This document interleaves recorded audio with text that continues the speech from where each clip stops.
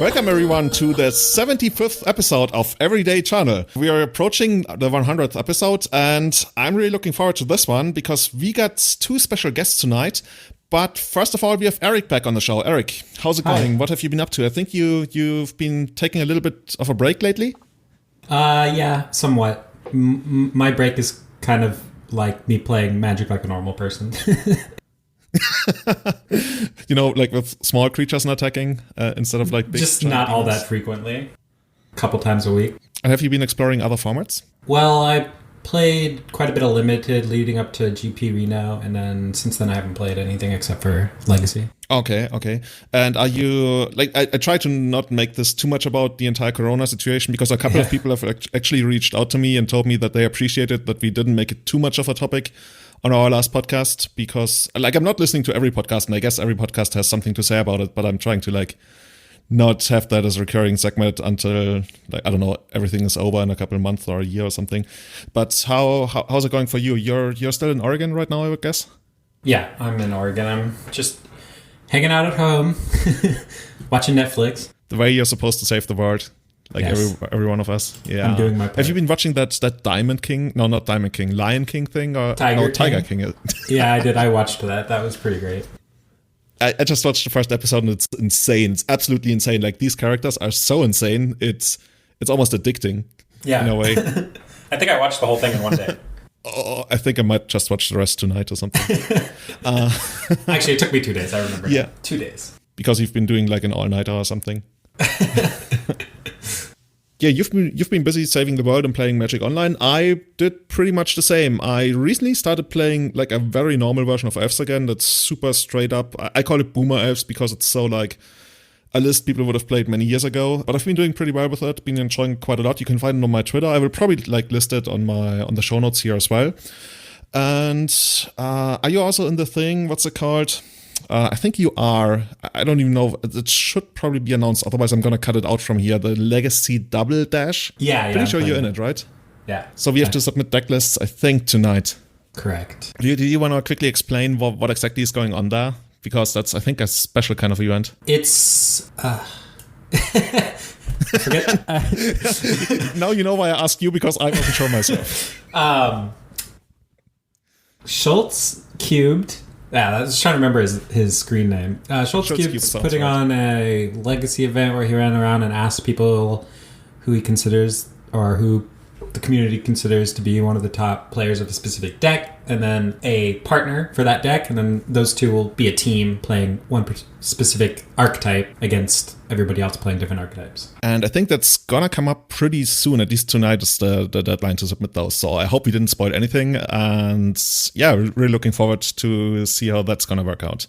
In speaking of people that are well known for playing a specific deck, I don't actually know whether our guest would be heavily associated with a certain deck, but Callum, hey, good to have you on the show back again. How's it going for you? You're also playing in the Double Dash, right? Yeah, thanks for having me on again. Glad to be on. How's that going with Pox? With what? I don't know. Which deck has actually been assigned to you? I'm playing Hogak. So I think I don't know. It's hard because I definitely have played a lot of Hogak and I've got a little bit of a name for myself with it. But I play so many different things now.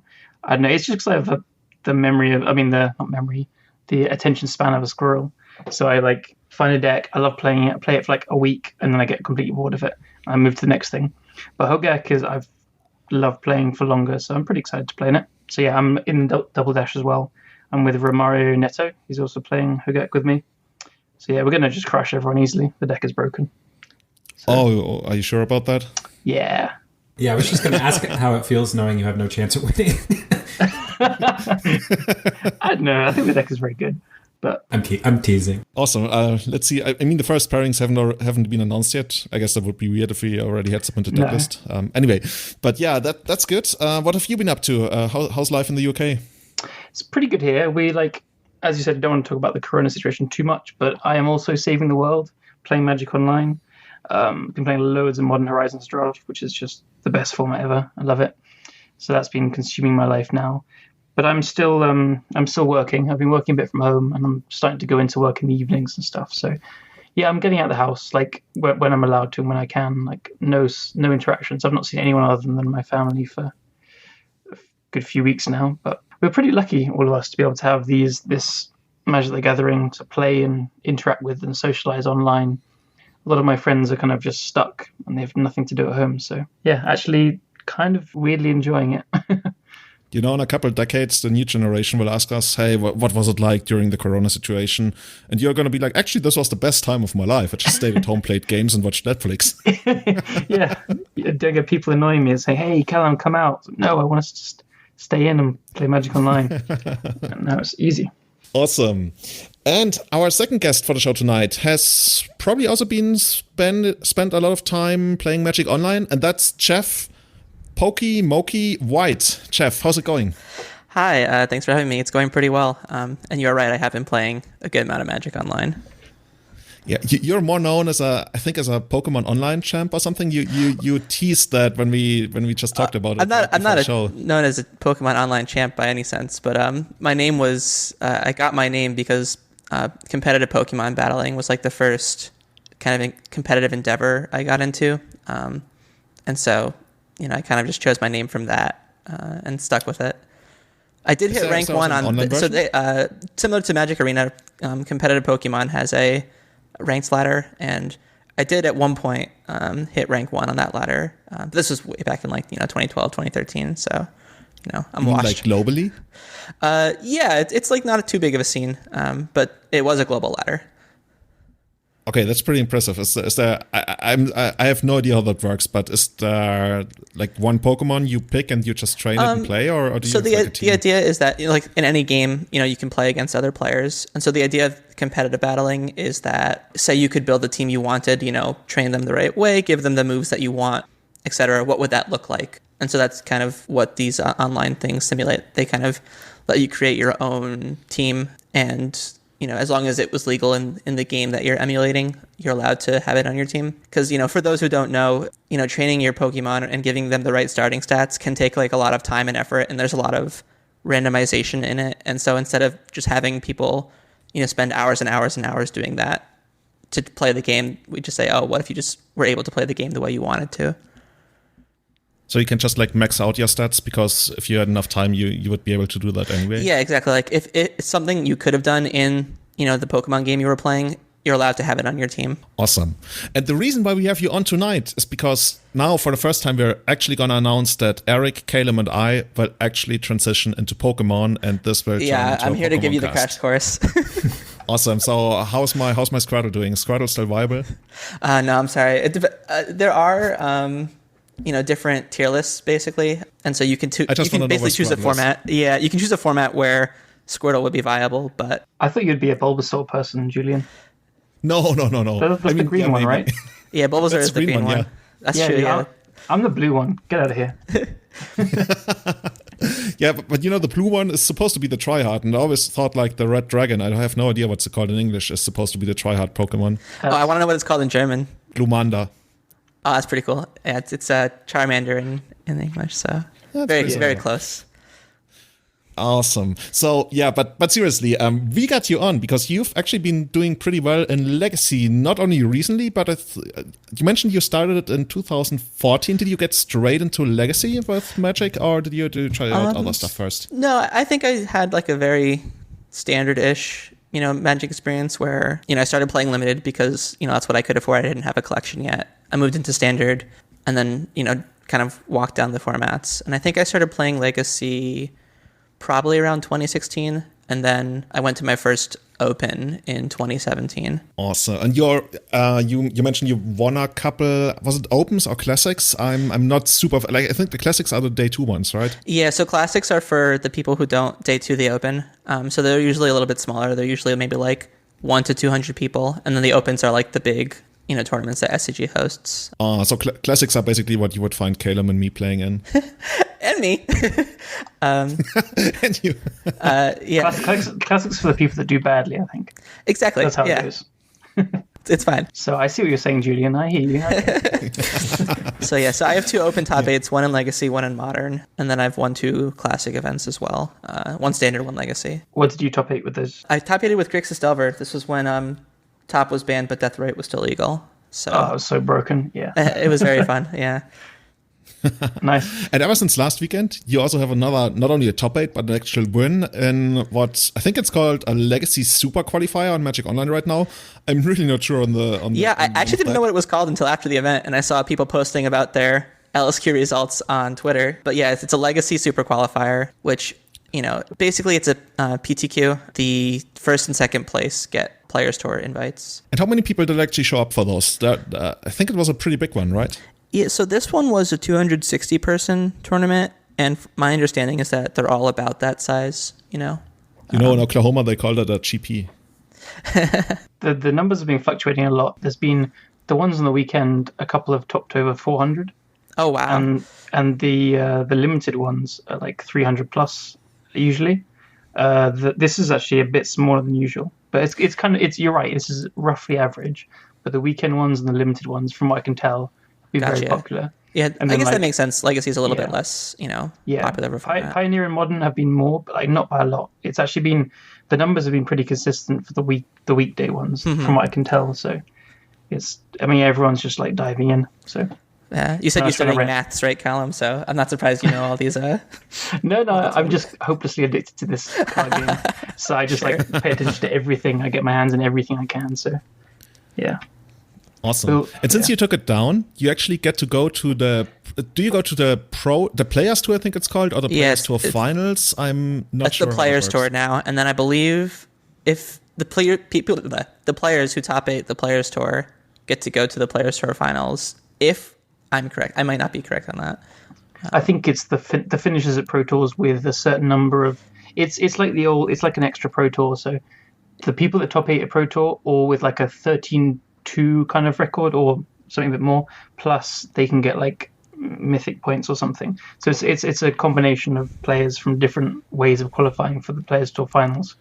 But yeah, the most common one is winning top 18 at Pro Tour or getting a very good record. Gotcha. Okay. Yeah. That makes a lot of sense. That means you would have to play Standard? Yeah, definitely not my preferred format, but it is something that, usually when a new set's released, I'll dabble in it for a little bit. Didn't you do really well with, you made Bant ramp or something?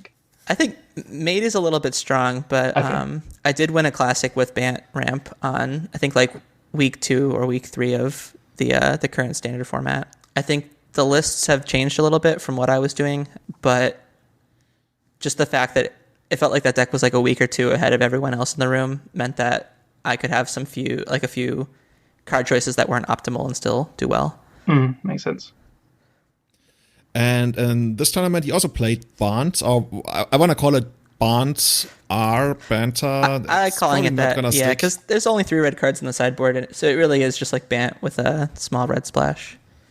And what's the full name? Is it like Bant Snow Oko, 4-color Bant Snow Oko? I don't know. Yeah, there's so many different names now. I call it Bant R Miracles.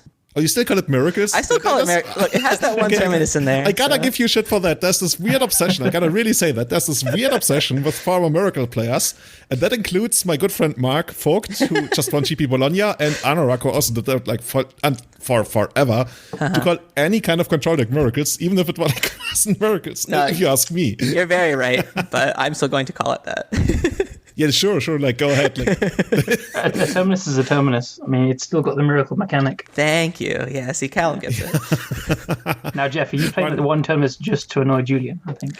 No, I actually think it is an important tool in the deck. I had played a little bit without any terminuses, and it felt like you do want that sort of effect somewhere in your deck. Yeah, it makes sense.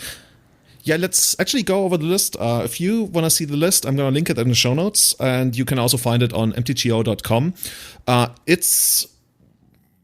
First of all, I'm not even sure if we should call it like a mid-range or a control deck, and I also think that it doesn't really technically matter, but it usually describes the feel you get while you play it, right? That's true. Is it more like a mid-range deck, more a control deck? That's true, yeah. I've never focused too much on those distinctions. I will say, I think that in general, if you could make a distinction, mid-range usually plays more like sorceries and more like tap-out sort of stuff, whereas control tries to be more like instant-focused. To me, this feels like playing a control deck. A lot of your creatures have flash. You're playing a lot of instants. Teferi lets you, do things in their end step. So I personally feel like it's a control deck, but if someone wanted to call it a mid-range deck, I wouldn't really push back on that at all. Yeah. I think in the end, it's really just semantics. But this, to me, is really skirting the line of whether one should really still consider a control deck. But I do certainly see the control elements in it. I'm trying to get myself to like the deck because I really like Bant, and I kind of like what we see that's going on there. And let's just go through a couple of interesting things here. You mentioned how you feel that the Planeswalkers are currently underrated, and some of the creatures like Uro are overrated.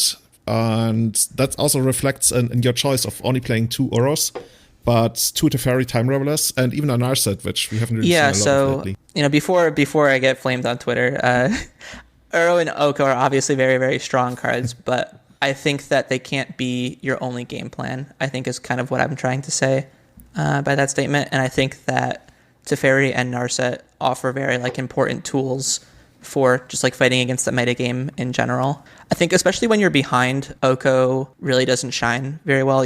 Maybe it makes a 3/3 or stops your opponent's creature with a text box, but then it just dies on the way back. Whereas Teferi, even when you're behind, it's still drawing you that card and kind of regaining a little bit of tempo for you. And then I think Narset is just criminally underplayed in this format. I think that what happened was, it was really good when War of the Spark was released, and then when Ren 6 was printed, it lined up very poorly against that card.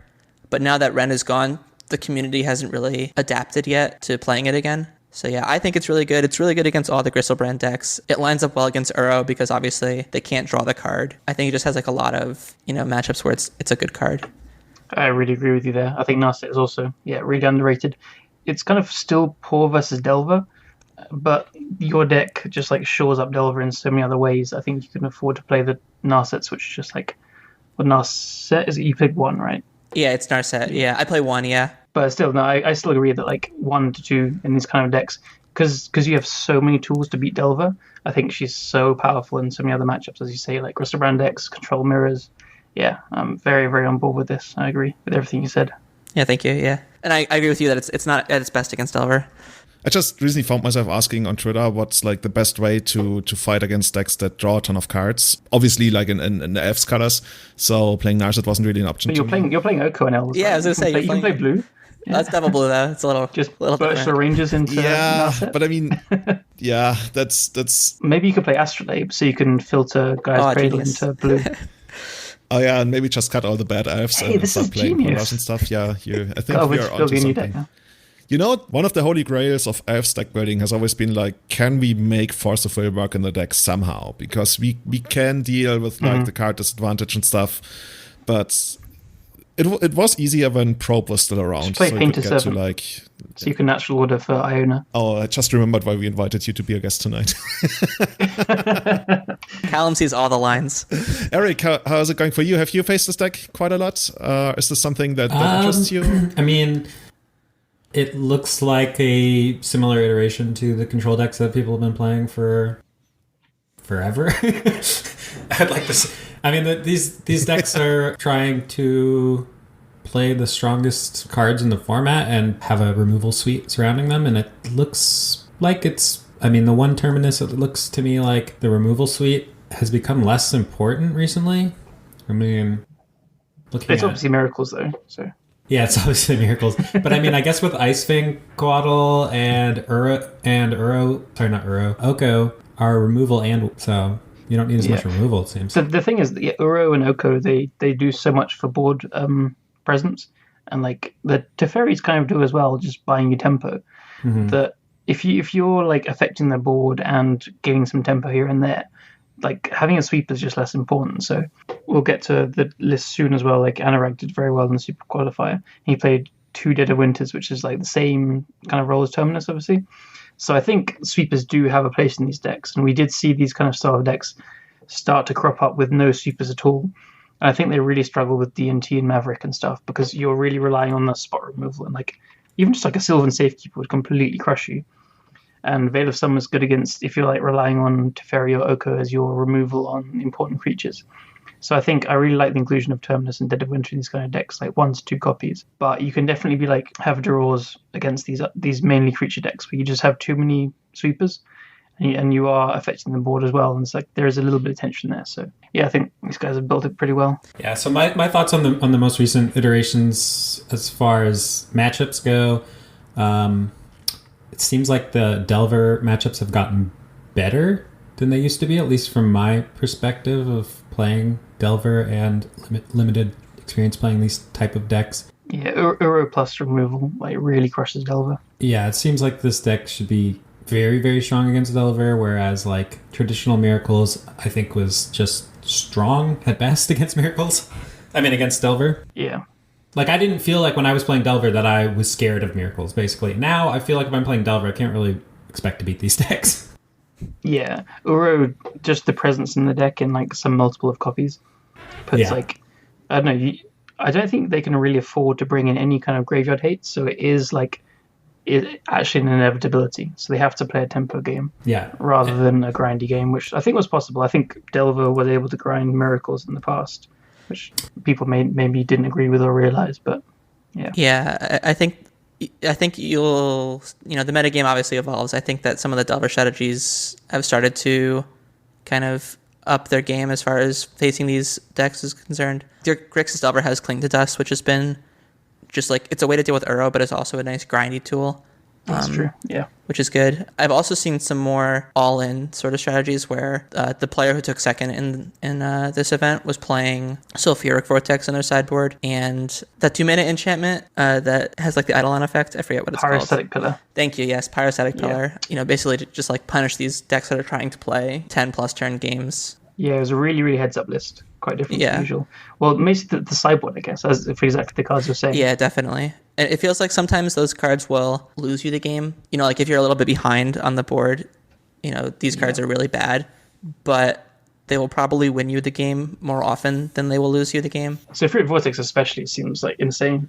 I was wondering, when I saw I was watching Anuraag stream against them, and when I saw the Vortex, I was like, okay, this is genius. This is a perfect card to beat these control decks. Mm-hmm. But these control decks, Anuraag is playing Abrupt Decay and stuff as well. So I was wondering if that deck can afford to splash green for. There is Rug Delver already, but Veil of Summer would be so good against this deck as well. If you can protect a Vortex, then you probably win. I could see that. Yeah, it feels like the Delver decks are behind. Then you're also very much moving into mid-range territory, right? That's true. That's such a reactive card. Usually the Delver approach hasn't really been to protect your threat with a Veil of Summer against this kind of deck. But Sulfuric Vortex is going to win the game, right? That's going to win. It's kinda I think the deck, especially when you play more Uros. Obviously Vortex is also a concession to Uro, right? And we see, for example, Anuraag playing 4 copies of Uro to really go super deep on that card. But the thing still hits for you are playing Pyroblasts, and Vortex does give you a window where they need to win in. So I think the list had 3 Pyroblasts. I could be wrong there without looking it up. But Pyroblast is still good against Uro if you're clocking them somehow. That's a really good point, yeah. Vortex is that clock. So you can afford for them to play it twice if they're not getting the life off it, and then Vortex will close them out. So I don't know. I'm just kind of spitballing an idea of playing Protect the Queen with a Sulfuric Vortex against these control decks. But I think having so much removal plus removal for this Vortex, you need some way to do it. Yeah, plus you have to consider that the Delver player is usually a good deal higher on life total just because, of the Swords to Plowshares, if they've gained 5 or 6 life to start, they're winning that race pretty strongly at the start of when the Vortex comes down. Yeah, definitely don't get me wrong. I think Vortex is one of the most amazing cards ever you could play against control strategies. I'm not super sold on the idea of protecting it with Veil of Summer, because I think outside of having Vortex in play, Veil really isn't all that great against the kind of decks you would want it against. Potentially. Out of Delver. I'm talking specifically not for Jeff's deck, for the the bug splash white kind of decks, because they are playing Abrupt Decays and they're playing 2 Abrupt Decays, right? I get you. I really like Vortex. It's so good. Every time I play Control and it resolves against you, fuck. I don't know. There's so little you can do apart from actually you have to kill it. Yeah. I don't know. Maybe I'm barking down the wrong tree, but it's. No, I like where your head's at. I think that Delver players right now, just kind of as it stands, the way you maybe want to construct your deck, you're not beating these mid-range piles, which is definitely a paradigm shift from maybe 6 months ago. So I think you need to take more drastic measures. I've seen Winter Orb a lot too, which I think is a really, really good way to tax. Winter Orb is fantastic. Again, if you have I think you need to play at least 3 Pyroblasts to deal with Uro. I can see that. you need to back it up with this, like, Winter Orb is also great. Or Vortex or whatever. Yeah. Mm-hmm. So how often do you actually get to, what's it called, escape Euro from the graveyard? Because when people say you need to pyroblast it, it's at least going to come back once, right? And maybe over the, like, twice is not unheard of. Yeah, so I think Callum's point was that you can afford to pyroblast it once or twice if you're, like, winning the race somehow. Obviously, if you don't have some sort of pressure down, it'll just keep coming back. I would say the first 2 escapes are pretty, like, given, and then after that, you really have to kind of work for it or be very late in the game. That's exactly my experience as well. They playing it twice from the graveyard is, unless they've opened with like Tom Delver turn 2, like Pyromancer, not Arcanist, then that's where you're under so much pressure that the first one gets dazed and the second time you're dead by then. Yeah. But if they turn 1 Ponder, that's almost like you're guaranteed to play it a second time. Yeah, it's pretty easy. You just play a normal game and it comes out. Okay. To get a little bit deeper on the deck lists and even just the color choices themselves, Callum already mentioned that if you're comparing it to Anuraag, who placed 3rd in the event, by the way, check out the VOD. It should be on his stream, I think. I was watching it live and it was heartbreaking to see him lose in the semifinals because it looked really like he was going to take it, but then, I think Sulfuric Vortex also played a part in that, and he actually lost to Dreadhorde Arcanist's trample damage, which, oh my god, man. Like, losing a PTQ finals basically to that must feel so bad. I think he was dead anyway, but it's a funny story. He was likely dead, right? Because I think Stefan mentioned that he had like a read on Pyroblast in the opponent's hand, but that's something for the VOD. The main difference, of course, is that Anuraag is playing black, while Jeff, you have decided not to play black and only have like a very minor splash for red in the sideboard. So walk us through this. So why do you think you don't really need Dead of Winter and Abrupt Decays? Yeah, so I guess, and also going back to kind of why I like to call this Miracles, is because I really did start with the Miracles shell and then kind of adapt it to, the new cards that were being printed. And kind of my main focus was to increase the consistency of the deck. I think that Miracles has a very powerful cards, but oftentimes if you see like when they lose a game, it's because they have like 2 copies of Terminus in their hand that they can't cast, or, a Jace that they didn't, have enough mana for, things like that. And I think the 4th color is kind of in this vein, where I'm sure there are some matchups where you want the black cards, like Dead of Winter or Plague Engineer, things like that. But you also have to consider what is lost in the consistency of your deck and like your colors and your fetching patterns. And like I did actually get a chance to watch Anuraag's semifinals match, and you can definitely see that like there was a lot of tension for him as to like what lands he wanted to fetch to preserve his colors but also play around Wasteland. And he wanted basic island, but he also wanted to cast Abrupt Decay, things like that. And so I think if you're just straight 3 colors, you don't really come into these problems as frequently. And I don't feel like you sacrifice too much power to do that. Yeah, like you mentioned, you want more consistency. Anuraag is opting for, I guess, more flexibility by having Abrupt Decays in the main. As somebody who's heavily affected by, sweepers when in the decks I like to play, like Maverick and Avs, I look at this and I feel like, okay, how many sweepers do I really have to like work around and stuff? And are there not that many decks that you really want sweepers against right now? Because even after sideboarding, that you have Terminus and then a Supreme Verdict in the sideboard. Does it like how do the games play out for you? Do you think that Kotal and like the 4 Thought Supply are there 4? Yeah, you play Thought Supply as like a power mage. He has the decay, so. So do you feel that's enough? I do feel like it's enough. I think that the decks that you really, really would want more sweepers for just aren't super popular. Like Elves, I think actually would be a good, deck where you would appreciate, a 3rd or maybe even a 4th sweeper. But I found that between Containment Priest or Grafdigger's Cage, you're not really losing to their like big flashy finishes too often. So then you can kind of grind them out a little bit. It's tough. I think that if you look at the metagame as a whole, you're going to win more games by having less Terminuses in your deck. Yeah, that's certainly the trend that I seem to see across the board in all these control decks. I think another big strike against Terminus is Dreadhorde Arcanist. Like that card, they can just play it and you have to answer it. And like if you Terminus it, it's kind of awkward on sequencing. And they really don't have to like put more into the board until they've got like 3 triggers of Arcanist. And then they're just up cards. And if you like Terminus Arcanist and a Delver or something, then they're up cards because the Arcanist is just like it's just insane how much value it gets. Yeah, Arcanist very much sends shivers down my spine. So yeah, scary card. Yeah. Would you say that Arcanist is one of the most format-defining cards? Like, I also have it on my mind when I build my decks, and because I feel like if I can't answer Arcanist immediately, it will probably. For me, it's very much the scary card out of Delver. Like, Delver of Secrets is just, it doesn't cut it anymore. You know, it's a card you put in the tempo archetype, but I think that Arcanist and Pyromancer, and sometimes Oko, are really what are pushing those decks over the finish line. I actually feel differently. I think Delver is still my most feared card from Delver.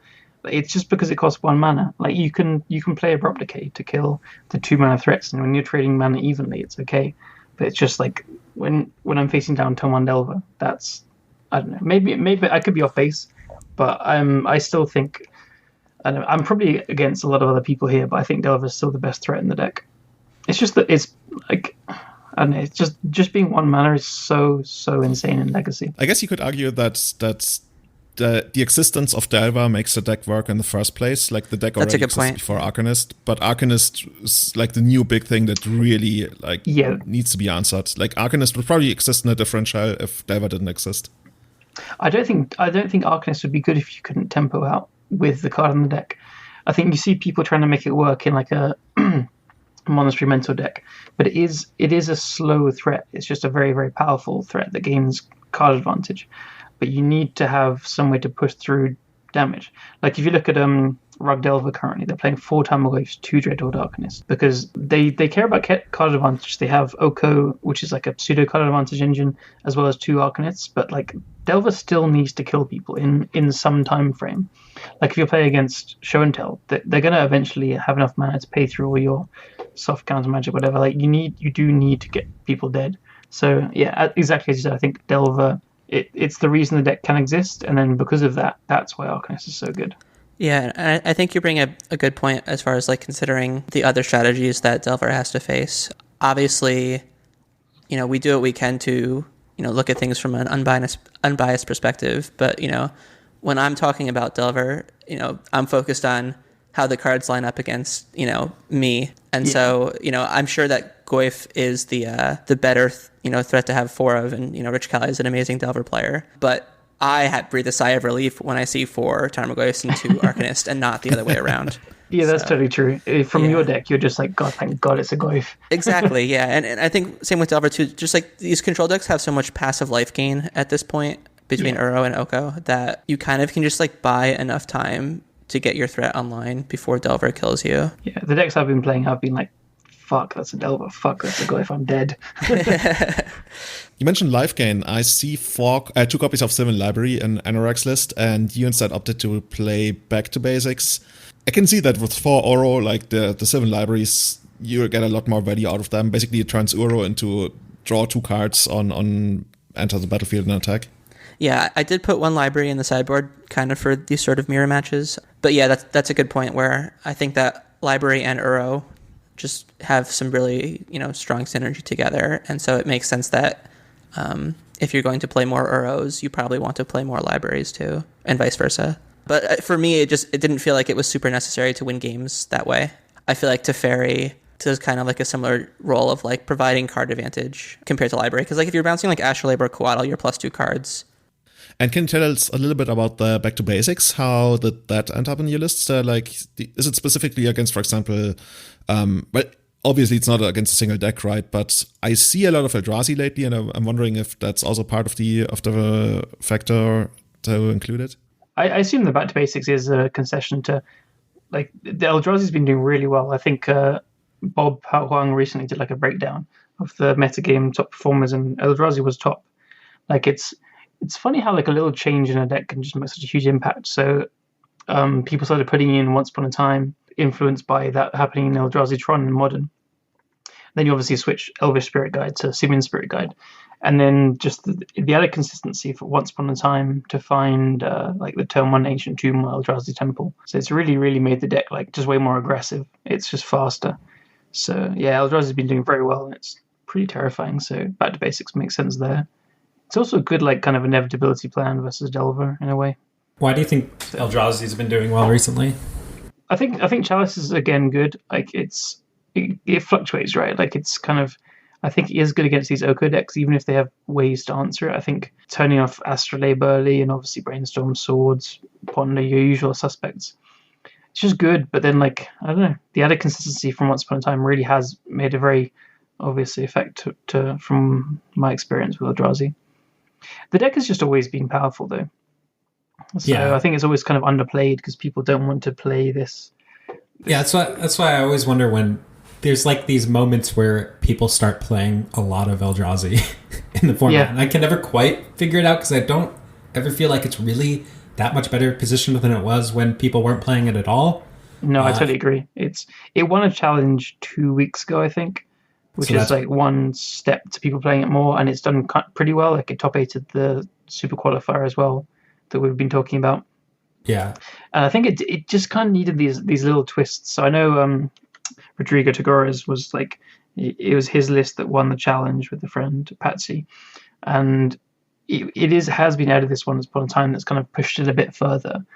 And I don't know, I just thought that Uro would actually push the deck completely out of the format because it's a 6/6 that draws cards and gains life. That's insane against Eldrazi. But somehow they're really, really fast. That's the thing. Like, even if they don't have the Chalice hands, it is a super fast deck. Yeah. That can have, like, it has nut draws as well. So, I don't know. I agree with you, though. It never seems, like, insane, but it just has these points where it's picks up. Yeah, and I just noticed, that it just picks up in popularity massively for certain periods of time, and then it slowly disappears as people put one more answer in their sideboard or something, I guess. Yeah. In this Super Qualifier, one player made top 8. It was Yama Killer. He streams a lot. Mm-hmm. Everyone probably knows him. He lost to the second place player on Blue Red Delver because they had Blood Moon. So it was actually game 3. You should definitely go and watch the VOD. It's on Yama Killer's like save videos, or probably his YouTube. It's a super crazy game 3 where like he has Blood Moon, but he has a Jitte and he has a couple of Mastery Shapers in play already, and the Delver player has 2 True Names, and it comes down to the wire. Like the Delver player's at 1 life, and it's pretty crazy. But the Blood Moon obviously won. Like he's stuck with Reality Smashers in hand and stuff. So yeah, that's probably a pretty good nod to Eldrazi. Yeah. So the next deck we were going to look at is this Dryad of the Elysian Grove deck that also plays Chalice of the Void. So do you think... Yeah. I'm kind of thinking it's just another Chalice deck. I played it. It's a pretty sweet deck. It's very fun. Yeah. I'm not sure how good it is. I'm still a bit skeptical as well. So technically I made this deck. It was... I was talking to Max Gilmore, and I was completely bored of every deck in the format because I've played them all a few times. And he was like, Callum, you just need to make a new deck because I can tell you don't like anything at all. So, okay, fine. So technically it's just a modern deck. Like the Titan Field decks have been doing well in modern. And I'd asked him like a week before saying, do you think this style of deck could work in Legacy? And he thought I meant Cloud Post. But I was like, no, like Stompy. Dryad of the Ilysian Grove is a really powerful card, especially. Like that's what got me thinking that this could work. And so I think the deck is pretty powerful, but I think it's still not built right. I think like a few little points on the deck, Mox Diamond, I think is terrible, and I'm just going to cut it completely. I played the deck in the Super Qualifier as well, and I played 1 Mox Diamond, and I drew it 3 times, and I lost every game I drew it. So yeah, I can see that. The version I played was on my stream. Somebody sent me a list and it had Summer's Bloom, which was definitely a mistake, and that's similar to the Mox Diamond, but way worse. Yeah. So luckily, I never drew the card, so I didn't ever. I only lost a few games because I drew Summer's Bloom, but it was basically a dead card in the deck. But there were a couple things that got the engine going beyond just the obvious like combo with Dryad. I mean, Dryad. Half the stuff in your deck doesn't really do anything without Dryad of the Elysian Grove. Yeah. Which I think is one thing that might be worth considering changing. But the Ruminap Excavator as a one-of, I kind of want more than one of those because that's one of the main... I'm playing 3 of those. Yeah. That card is fantastic. Like, yeah. I think what you played must have been like... My very first list had 2 Excavators, I think, and had 4 Dryads. And like the numbers are a bit off. I had more Tireless Trackers because I just thought the card would be fantastic. But actually it's kind of... slow versus Delver. And I'm actually considering cutting Chalice of the Void and just playing 3 or 4 Trinispheres and playing like Explorations. Yeah, one of the issues I found with the deck was somebody like surgical my Dryad of the Elysian Grove, and I was like, okay, I have to win with Primeval Titan. I have to win with the 6/6, basically. Titan for Field of the Dead is pretty powerful, though. Like, that's how I beat the any of the Snowco decks. Yeah, I think they had actually dealt with my Field of the Dead, too, and I only think I had one in the list. Oh, I see. Yeah. I think there should be 2 as well. Yeah, so, I think you want multiple ways to pull cards out of your grave, or lands out of your graveyard, so multiple excavators, and and then that helps with the if you lose your Dryad to the Elysian Groves, then you can win with Field of the Dead. So that helps quite a bit there. Yeah, so I agree though. So I think the deck is still, I think, has a lot of potential to be like a good deck. It's quite easily beatable if you want to beat it. So it'll never become like the best deck in the format. It'll never do that. I guess you can always play Choke against it. I just recently noticed that Choke and with Dryad is really funny. Are insane against the Dryad. Yeah. Yeah, the list I had to have Choke in it. There was a few oversights in the. Really? I mean, like I said, somebody said it was a donation deck, so there was some oversights in deck building with it. But I still managed to 3-2 because the shell of it's pretty powerful. Yeah, I think one thing is I started with 4 Primeval Titans, and so Callum Pastel's been doing some really good work on the deck. He's the Odd Engineer on Twitter. If people want to check it out. So he's still been on like 3 or 4 Titans most of the time, and has been maximizing casting that, which is a good approach. Like, he's been playing 4. He was the one that went to 4 Ancient Tombs first. I just started with 2. But I think he recently tried a deck with just 1 Titan to Greenstone's end with 4, and then he was playing like Elvish Reclaimers and no Chalices, and just more of the Tireless Trackers, like Excavators, and a Courser Crucifix. And I think this is a really good approach to like just lower the curve. You can still you can tutor for Field of the Dead or Valakut when you have the Dryad or the necessary things each way. So I think there's loads of exploration to be done, like pun intended, because you should try exploration with the deck. It's very, very good with Excavator. I just think the shell is very strong as like a role player in the format. It's another Chalice deck, but it has a really good, like, fair game plan as well. And this deck absolutely crushes the Snowco decks. So if you want something, you would say this is much better than the Dino Stompy deck we tried to brew in green? Maybe a little bit. Just say yes. Yes, very much so. Yeah, I mean, I built the deck with the idea in mind of, like, it's a really boring combo, but it's just the combo of Cavern of Souls plus Primeval Titan. Just beats the Snowco decks. Wait, you built that deck? Yeah, I built this deck. What? Yeah. I had no idea. Okay. Yeah. Good. So while you were helping with Jeff, we can cut this bit out. But yeah, I built this deck. So anyway, we can get back to it. So the idea was I wanted to beat Snowco, and I wanted to build a new deck was the other half of the reason. Cavern plus Titan for Field of the Dead, it just beats Snowco. Like, I've seen some games where someone's like clawed back from it, but it's very rare. Yeah, the Cavern seemed extremely important and powerful. The version I played was significantly different because it wasn't even playing Chalice the Void, but it was playing all the lands and the combo and the Greenstone Zeniths and stuff like that. And I did feel like there were some upsides to the version I was playing with the 1-drops, and crop rotation seemed a lot like lands, actually. The deck seemed a lot like lands, but with all these creatures. Mm-hmm. And when I was playing it, I said it feels like playing lands if lands was fun to play. The deck has some really nut draws. Like, again, my first versions had 4 Mox Diamonds, and I played some like turn 1 Dryad, turn 2 Titan. Like, that's pretty powerful. Yeah. And it's really, really funny putting in Primeval Titan against Show and Tell. Like, I've beaten Show and Tell multiple times because they put in something, if it's not Omniscience, and then you put in Titan, get 2 Valakuts, play your Dryad and attack them, and it's like over 20 damage.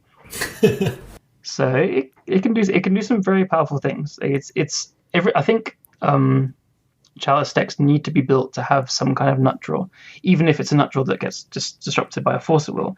I think you need to have this see me against the non-forceable decks to have a chance. So it does have that, and it has very strong grinding ability against control. So yeah, I think there's a lot of potential. Just needs to be built better still. Yeah, the deck certainly looks exciting to me. And you mentioned you build it to beat all the Snowco decks. Is it also decent against Sterva? I could see, obviously you have Chalice as the nut draw option and Decay, I guess, to buy a little bit of time. But I could see it struggling a little. Yeah, Delver's hard. It's the first lists again. I'll hop back to this to see where like my thought process came from. But it didn't have Decays in the main deck, I had like 3 sideboard or something, and it was basically mono green because I think the mana is pretty bad actually. Dryad does quite a lot to help fix your mana. It's weird, but Delver is still unfavored, so I think we need to work out better ways to do this. Like part of the reason to cut Chalice of the Void is for Delver. It sounds really weird, but to play Fatal Push. Otherwise, I think people are experimenting like with Oko and Uro. I don't think that's the answer. I think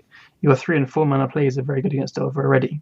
It's the games where they wasteland you twice and daze something and you just completely fall behind. So I want to put some spiders in here. Let's get some spiders in here. Yeah. I wonder if you're about to cut Chalice, whether you also would play Carpet of Flowers in the sideboard then. Yes, absolutely. Yeah, so I played 2 or 3 Carpet of Flowers for sure. That's another big reason to try that. So I played 2 leagues with Chaliceless version, and both of them were 4-1. I think I went like 3-1 against Delver with that version, so I think there's promise there. It was with like 2 Exploration in the main, 3 Fatal Push in the main, 2 Couple of Flowers sideboard. I think the deck should play Elvish Reclaimer then as well. Are there any kind of neat tricks that you can do with the deck? Because this is so exciting. I just ordered pizza and I want to play it now. I think you'd really enjoy this deck, Julian. You definitely should try it. I think the main tricks are... not tricks. It's very hard to sequence lands. Sequencing is the biggest trick of them all. I found a pretty cool trick when I was playing it. The list I had Ghost Quarter in it, and I was like Ghost Quartering my own lands to get more lands to play the Ghost Quarter. And I could play, if you have Exploration, you can play like the Ghost Quarter and the land that you Ghost Quartered out of your graveyard. That's if you have good. Tireless Tracker, and then you get another mana source. And then like you're triggering your Field of the Deads. That's pretty sweet. It's like nice. A makeshift fetch land. Yeah.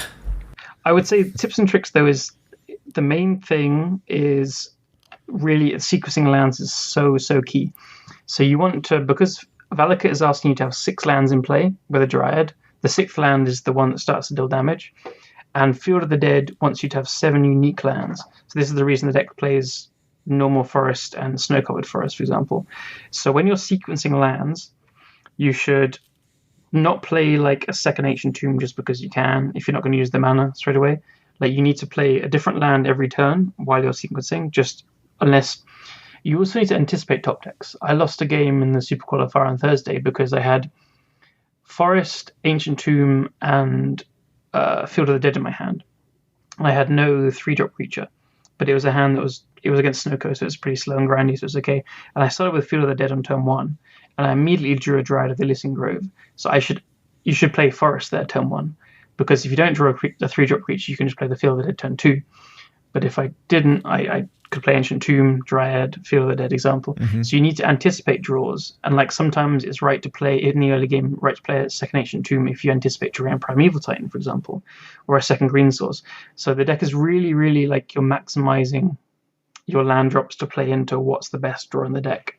And I've lost a lot of games learning about that so far. So just always, every time you make a land drop, almost like look at your deck list and see what you're hoping to draw in a way. I found that I was looking at the deck list to see what all the lands on my deck very frequently.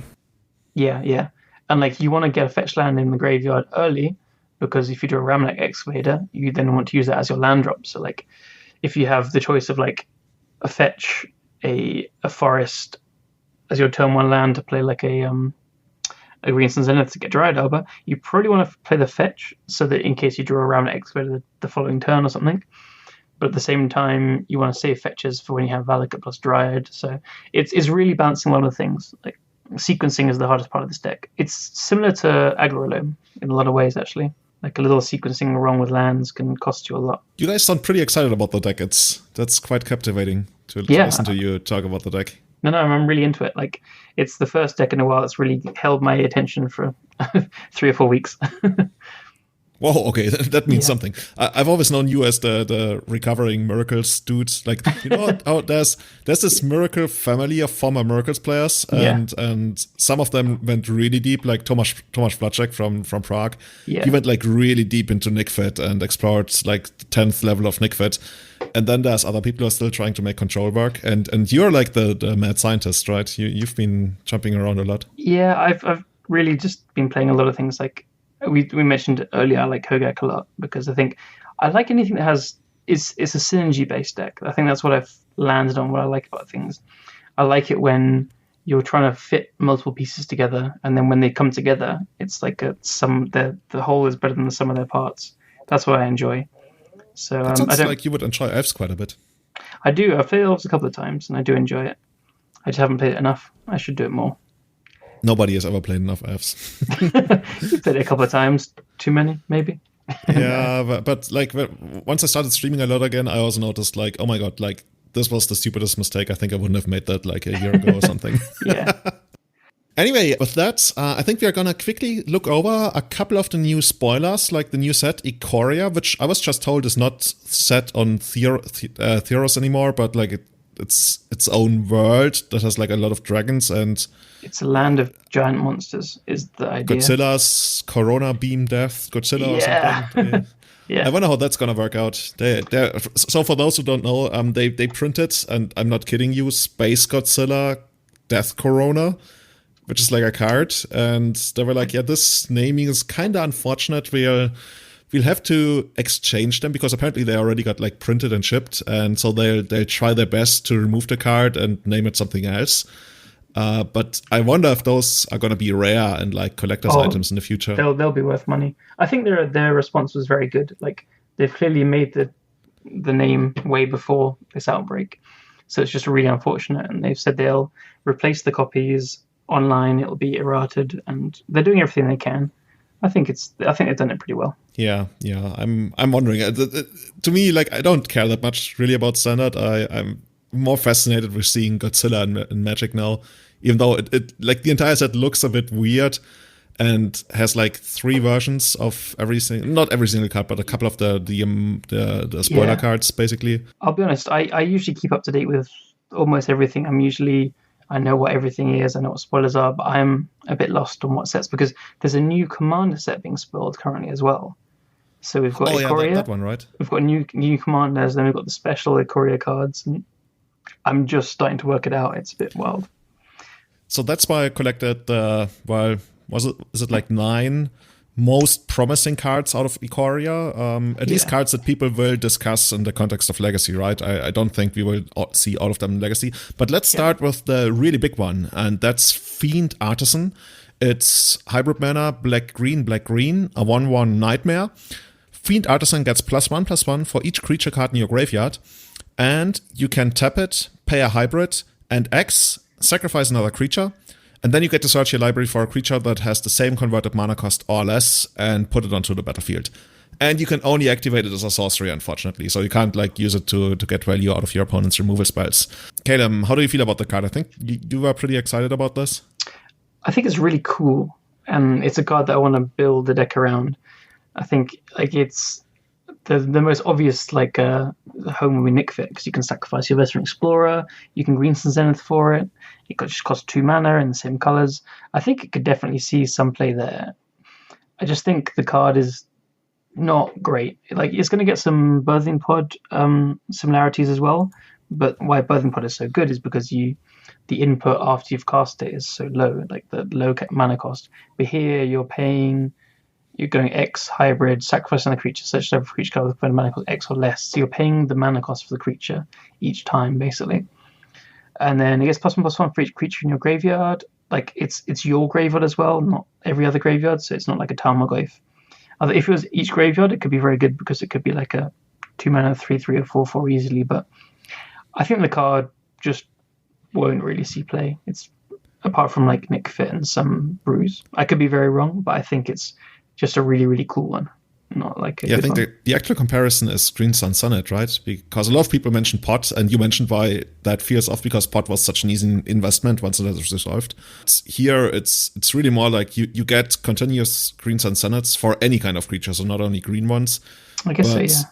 Given the extra work you have to do and how vulnerable it is, this is not really an engine, right? It's just a 2 mana creature that's probably getting bolted and it requires a big mana input, sacrificing creatures. Like you can't play it turn 2 and then activate it because you need to have another creature to sacrifice as well. So you need to have played like a Terminal Explorer, and then like turn 3, it just doesn't seem too great to me. Very cool artwork. The only thing you get out of it is like continuous enters the battlefield effects, but I think Legacy has moved on from like having the time to really leverage something like, I don't know, Necratal or something like that. Yeah. I don't know, Eric, do you see anything in the card? Well, I misread it the first time. I thought it was going to be insane. I thought it said for each card in your graveyard. All right, that'd be insane. But after rereading it, no, I'm not really seeing it. It's going to be hard to make it big unless you're a creature deck, and then it's going to be hard to protect it. So I'm not really seeing it as... I think it will be played, like you said, in Nick Fit, but I don't think it'll be good. It's the perfect Nick Fit card. Exactly. Like somebody on Reddit said, it has a mana cost. It's the perfect Nick Fit card. That was good. So moving on, we move on to not Dora. What's it called? Dorad? The perfect pet. The perfect pet, but that's actually not what it's called, right? No, it's called Sprite Dragon? Yeah. Or Spirit Dragon? I think this one has potential. I think this card is quite good, but it might just turn out to be another Storm Chaser Mage where it sees fringe Delver play. But the really good thing is Storm Chaser Mage is not very good with counter magic because it's not getting any... Can we quickly mention what it does for people listening? Yeah, so for blue and a red, it's a 1/1 Fairy Dragon. It has flying and haste, and whenever you cast a non-creature spell, put a 1/1 counter on it, whatever it's called, Sprite Dragon. Sprite Dragon's the actual name, I think. We have the promo here. So I think the really big plus side, as I started to mention, was the obvious comparison to Storm Chaser Mage, which is the 1 in a red for a 1/3 haste flying prowess. I think this is a pretty big upgrade to the card because every time you're casting Force of Will or Daze or Spell Pierce on your opponent's turn, it's keeping this ability. And then, like, once you've cast a couple of things, or your opponent tries to bolt it, you should need to cast 2 things, and it's out of range of bolt. So it's hard to tell if Delver can afford to play a 2-mana threat that just dies to a removal spell, like Tarmogoyf, which we were just talking about how good it is earlier. Yeah, I think it has a lot of potential, actually. This is probably the best card from the set for Legacy so far, in my opinion. I think this effect is basically already available and hasn't put any deck over the top, so I don't know if this is a huge upgrade. There's that Merfolk that has Flash. It doesn't have flying, but it has Flash, which I think is better. Which one is that? It's a 2/1 with Flash, and whenever you cast a spell on your opponent's turn, it gets a +1/+1 counter. Oh yeah, but then it's not like getting advantage from when you're pondering and brainstorming. Yeah, it's Brineborn Cutthroat. Yeah, that one. This is flying as well. I think it's a lot better than that one. And then the Storm Chaser Mage is hard to bolt. So I think it's definitely playable. Yeah, I think it's better than Brineborn Cutthroat, but I'm saying it's not that much different than things we have available already. Yeah. I don't think it's going to put any... I don't think it's not going to be like Arcanist, where it's like insanely good and a staple of... I definitely agree with you there. I think it's a bit better than the Cutthroat, and it's a bit better than the Storm Chaser Mage. But it's... Yeah, you're right. We have comparisons. I think it's better than both, though. So maybe that's what pushes it. And I agree. It is probably better. Flying haste, pretty solid. Yeah. It's going to get the counters with every non-creature spell you cast. That's definitely a big plus. And that they stick around is like the biggest plus, but then the minus there is like Storm Chaser Mage is, like I said, it's hard to bolt. This thing, you can just bolt it. Yeah. You can and you can't. Like if you play it and then you play a cantrip after it and then they try and bolt it and then you just daze, it's then out. Yeah, I mean, if you have the mana to do all that. But the cool thing about the Storm Chaser Mage is you don't really want to point a bolt at it because Daze is always live to daze your bolt. Yeah. I think this is like it could be... I think it'll be played in Blue Red Delver, or at least it'll definitely be tried. And I think it's like a 2 of, maybe 3 of. And it pitches to Force Will. Yeah. Oh, yeah.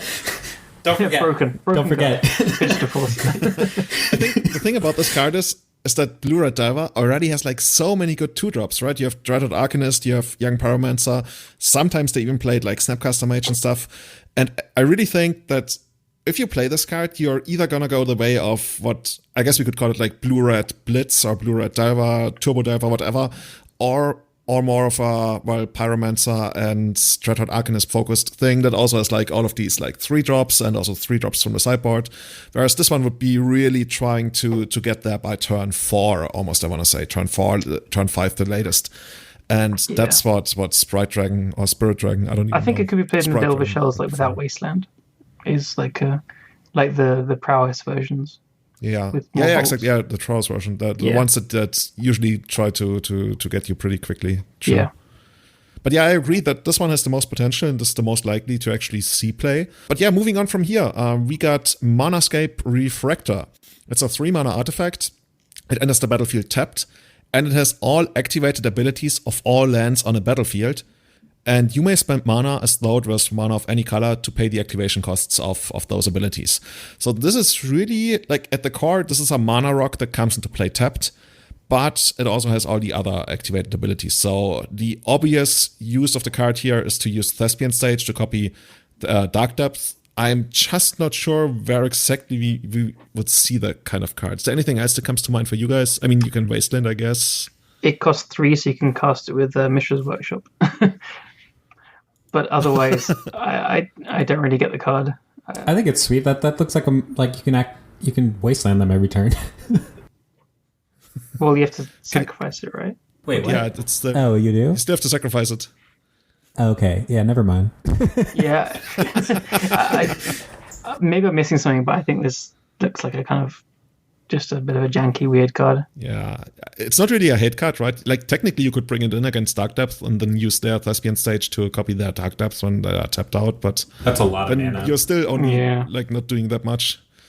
So, yeah, I think we can just move on from that card. And I think people were trying Vintage with the Workshop, though. It's kind of cool there. just to get more workshops, I can see that. Yeah. Or I guess you get to use Bazaar of Baghdad and Workshop, which can sometimes, like, draw you into what you need. Yeah, But it's just like stack space with it. We are going deep now.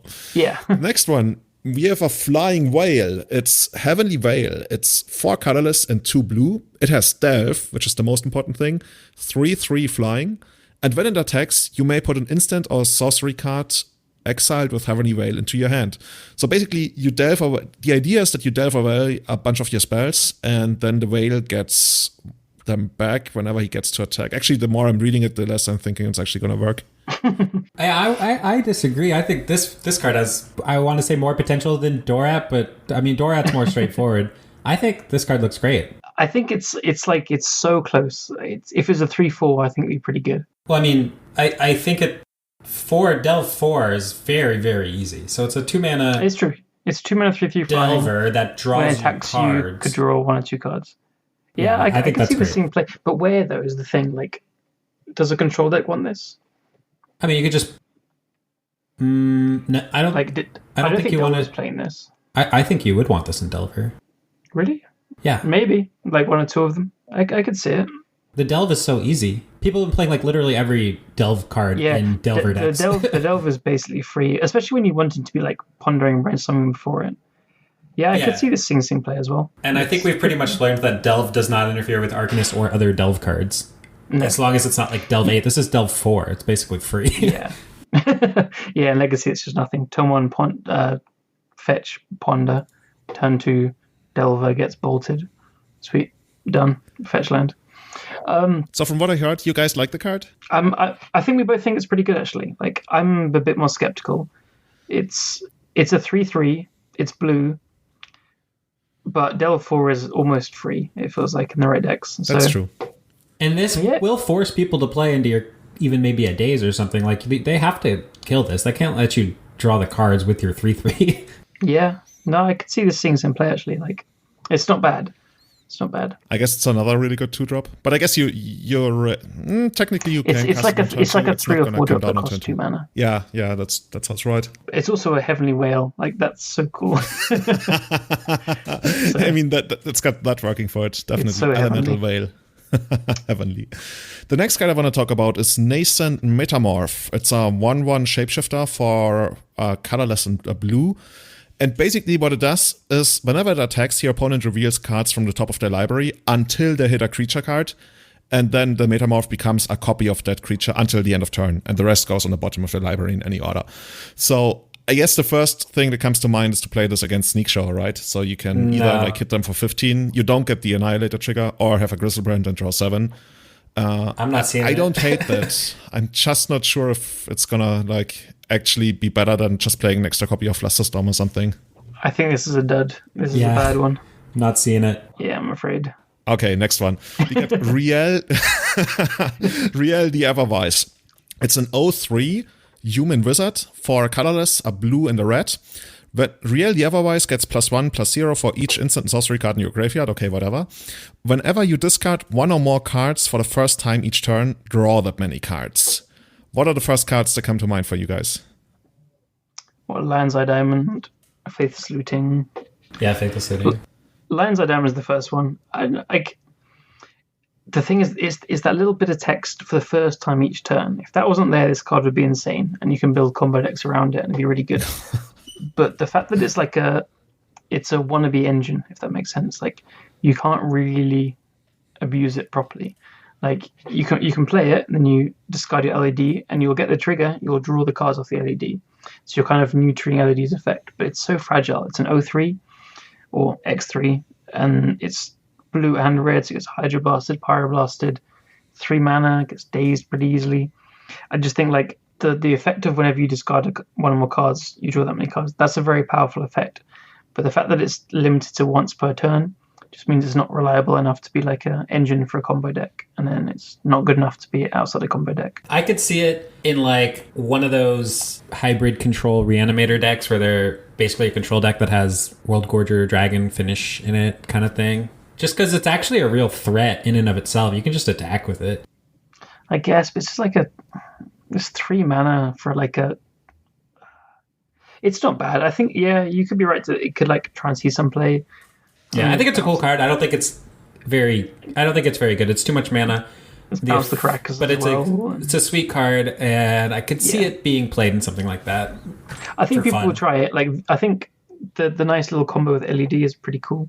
But it's just the limiting to 1 per turn kind of kills it for me. So where I see it is in some kind of Strive for Pile deck, I would guess, because it also works well with Dark Faden and... Because Dark Faden needs more help. Yeah, you need another. I mean, that's how the deck works, right? You just put all the value into it, but yeah. And the other thing I see about the card, but that's not really happening in Legacy right now anyway, is that it actually blocks discard spells, right? So if they make you, unless they play like 2 discard spells on their turn, but if they hymn you, you get the 2 cards back, or 2 fresh cards basically. It's so like 3 mana. It's like you need to cast 3 mana and it's live. Yeah. There's just the card is not bad, right? But it's just not really fitting into what people are doing in Legacy right now. It's so close to being there, but I'm pretty skeptical. I don't see it myself. Yeah. So the next one, I'm actually wondering why I put that into our show notes. Is called Gerudo Doom of Depth. And I think this is really powerful. Okay, I'm happy I put it there. Yeah. It's a 6/6 Demon Kraken. Okay, now I'm seeing it. Demon Kraken, I'm sold. There we go. It costs 4 colorless and then 2 hybrid mana, blue or black. Companion, your starting deck contains only cards of even converted mana cost. And for those wondering, Companion is this new thing where you can have the card for, let's say for Legacy tournaments, you have them in your sideboard. And then you can play them once per game from your sideboard if the condition is satisfied, which here means that you only have like even mana costs. And for those wondering, 0 is even. When the Demon Kraken enters the battlefield, each player mills themselves for 4, and then you put a creature from those 8 cards that were milled with an even converted mana cost onto the battlefield under your control. So you either get like a creature of your opponent or one of yours, but it has to be one that was milled, so it couldn't have been there previously. Callum, explain to us how this is going to revolutionize Legacy. Okay, so I think this actually really has a lot of potential to be broken. Step number 1 is Lion's Eye Diamond. So you can cast Lion's Eye Diamond, discard your hand, you can cast it from your sideboard. So that's step number 1 in like doing it. Secondly, the downside of having your deck contain only even card means no cantrips. But it's not too bad if you're trying to like just make lots of mana fast. And the first idea was given to me by Stefan Schultz, who's Mental Misstep. He's a pretty insane player and deck builder. He said you can play this with clones. So if you play it and you mill a clone, be it like Phantasmal Image or the original clone, you copy itself, and then the legend rule away the clone or whatever copy, and that mills both players' deck. Oh, so you keep switching between them? Because of the legend rule. So the legend rule, the clone comes into play, it copies the ETB effect, and then you get the clone again, and you get the clone again, and you get the clone again. So it's going to be like a 1-card combo where you just need to get to 6 mana, where you can use Lions of Diamond because you can discard your hand, and then if you hit a clone in your top 4 cards, you win the game if they don't have an Emrakul in play. So I like your definition of one-card combo. Well, you need 6 mana plus this card is it's a 1-card combo, but this card is in your sideboard. Like, it can't be discarded. It's just there. When you get to 6 mana, you cast it. So I mean, this could be this is like the first idea that Stefan gave me. But this is pretty Belcher-esque. And then you mill out your deck and you play Thassa's Oracle with your last one. No. Your opponent mills as well. I know, but what if they have Emrakul? Yeah, then you lose. No, you have a Thassa's Oracle, because Thassa's Oracle is the best combo card ever. Oh yeah, true. So you can have one Thassa's Oracle in your deck, and then you just mill your deck, and then bring the Thassa's Oracle back on the last one. But it would need to be in your last. No. It says from among those cards. Yeah, you can't do Thassa's Oracle. Wait, so what? You would actually need to mill. You would need to mill a clone every single time. So that's like. Wait, you're already bouncing. You're already doing it through your whole deck, right? Yeah, you're right. You need to have a deck full of clones. Wait, I think there's enough out there. So you can fizzle because you can't re-put the old clone back in, or I'm confused. So you mill 8 cards, so 4 on each side, and you can only reanimate stuff that was milled with that trigger. So that doesn't work. Yeah, I think the cards. Well, you can have loads of clones in your deck. It's just all fast mana and clones. But you could still, it's only milling 4, so you could fizzle. So you have a deck filled with clones that fizzles. Quite easily, because it's only 4 cards. This is an amazing meme deck. Just like 10% chance of winning when you do your thing. It's a legend, so it can be your commander. Yeah. Okay, so I think there's some other ideas, like it could play with Bomberman to get Auric Salvages or like something. Yeah, I don't know. I think I misread the card a bit. I'm going to try it, but it's really, really bad, probably. I love it. It's a bad 1-card combo. It's a 1-card combo that's demonic shooters into your hand every game. Yeah, it's so weird because you also need technically like Brainstorm to set it up, but you can't play Brainstorm, so you have to play like, I don't know, Dream Cage or something, or whatever it's called. Thassa's Oracle. Yeah, it's yeah. Let's just play Thassa's Oracle and Doomsday. That sounds so much better. Doomsday is so good. It's so good. I love it. Next card I want to speak about is Drenith Magistrate. It's a 1/3 human wizard for a colorless and a white, and it's pretty straightforward. Your opponents can't cast spells from anywhere other than their hands. This is obviously, I guess, another Death and Taxes hate bear. I think this is another dud. It doesn't really do enough. You can't recruit it for it as well, which is quite What does it even hit? It hits your... Past in Flames. Yeah. Snapcast flashback Mage, stuff. Past in Flames. Uro. Yeah, Uro's really not all that much. Nice, but I think you have like Caracas and Swords already in the decks that would play it. So I think this is another kind of like cool looking card, but it's just another hate bear like the... There's hate bears every set. It stops paying Glacial Worm, unfortunately. Oh, it's broken. Fuck, no. Okay, moving on to the last card we got here. Vivian, Monsters Advocate. Planeswalker, 3 loyalty, costs 3 colorless and 2 green. It has 2 static abilities. Okay, the first one is kind of meh. You may look at the top card of your library at any time. This is the best static ability. That's the best card, right? That's the best part. And the second is, you may cast creature spells from the top of your library. So it's kind of like Glimpse in that regards. Yeah. It's +1, creates a 3/3 green beast creature token, and you can either give it Vigilance, Reach, or Trample, which I think is actually kind of good. And the -2 basically says, whenever you cast your next creature spell this turn, search your library for a creature with a lesser converted mana cost and put it onto the battlefield. And then shuffle your library. So I kind of like everything I'm seeing on that card. It's just 5 mana is a lot, but it's so close. Like at 4 mana, I would be like, oh my god, I want this in elves. And maybe I was going to say, elves seems like the only kind of home. Yeah, it's really only elves, right? But having a +1 to make a 3/3 with an ability, and like then to get to 4 loyalty is not bad.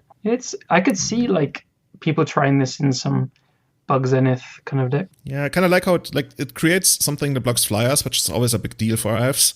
And once you untap, that's the thing, right? You have to untap with it, and then you can try to go crazy. the minus really doesn't do all that much for us, except for like either finding Dryad Arbor, or if you find Elvish Visionary, it finds Violet Symbiote, which is kind of a big deal. That's pretty good. But at the same time, I'm paying 5 mana, so that's already also like...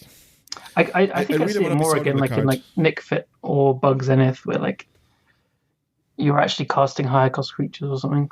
I think it's just a little bit too expensive, ultimately. 5 mana is just a lot of mana. You have Nissa Vital Force, which is pretty good as an option as well. Like, when you get to this kind of higher mana costs in a deck that can grind, like both the ones we're talking about, Elves or Bug Zenith, like, they have so many grindy cards already that 5 mana should be ending the game, really. Yeah. I just wish they had just like removed a couple of those abilities and made it a 3 mana walker, because that's what we really want. No, don't make a 3 mana walker that pluses to 4 to make a creature with abilities. No. We've had enough powerful planeswalkers. Yeah. Yeah. Okay. I think it's almost there then, but yeah, it's not quite. It's just a bit too expensive. Yeah. I think there's one more card that you didn't put on here that might be worth discussing for Legacy. Shame on me. Yeah. Bring it up. Crystalline Giant. Crystalline Giant? Oh, okay, yeah. I didn't put it in there because I thought you guys would make fun of me for putting the card in there. You need to tell me what this card does. I don't know it. It says at the beginning of combat on your turn, choose a kind of counter at random that Crystalline Giant doesn't have on it from among flying, first strike, death touch, hexproof, lifelink, menace, reach, trample, vigilance, and +1/+1. Put a counter of that kind on it, and it's a 3 mana 3/3 colorless. So you need to bring a D10 with you. Yeah, the rolling of the dice thing is going to be horrible. Bullshit. This card seems extremely powerful to me. So it's a 3 mana 3/3 that gets an ability each combat. Yeah. I guess if you could somehow guarantee that it could get like hexproof immediately, that would be insane. Well, you can't guarantee that. Yeah. But once it has hexproof, it can't be killed. And once you've rolled a couple dice, this thing's going to win the game. I don't see it myself. 3 mana 3/3 that like gets some random abilities. That's not gonna we're talking about Legacy here, right? Yeah, it's better than some of the vanilla creatures in Eldrazi currently. That's true. But those cards are good because their lands tap for 2 mana though. Right. Well, I'm talking about. We're talking about Legacy. I see what you mean. Yeah, I guess so. It's good with Ancient Tomb, not with the Temple. Yeah, maybe. Where do you see it? Do you see it like also like in mid-range creatures? I see it in Eldrazi, and I'm going to try it in the sideboard as a plan B for Reanimator, because I think it's better than Pack Rat, basically. Well, you Dark Ritual that out. Yeah, you can Dark Ritual that, and you don't have to worry about Wasteland once it's played, and it can win the game. Maybe in Steel Stompy as well. It's good. Yeah. So that kind of deck. I was thinking this card might actually see play in Vintage, but... yeah, it could do. Definitely. 3 mana artifacts, it's always Vintage, right? that's what you do. Hey, that land card. Hey. Oh. Okay, are there any other cards you guys saw or anything you want to discuss? Otherwise, I think we're going to close it out here. I tried to make this a 1 hour cast, but it didn't really work out. I didn't see any others that grabbed my attention, so I think we're good. Awesome. So thanks a lot for coming on, everyone. By the way, you might have noticed we accidentally dropped Jeff halfway through the cast. Fortunately, kind of towards the end of the discussion of his deck anyways, there was some technical issues going on that we couldn't really fix. But thanks a lot, everyone. Thanks a lot, especially to our Patreon supporters on our Eternal Witness tier, Matt Nams, Valerio, James Slack, our new supporter, Victor Bernans, as well as our long-time Grizzlebrand tier supporters, Bachubat, Scott Monroe, Kurush, Alice Day, and Jeremy Gates. Thank you so much, all of you. Not only I keep messing up this last part. People told me to practice this, but I really just want to say thanks, not only for supporting us financially, but also supporting us for spreading the word, for reaching out to us. Almost every league I play, somebody tells me on Magic Online, hey, I really love Everyday Eternal. Thanks for doing that.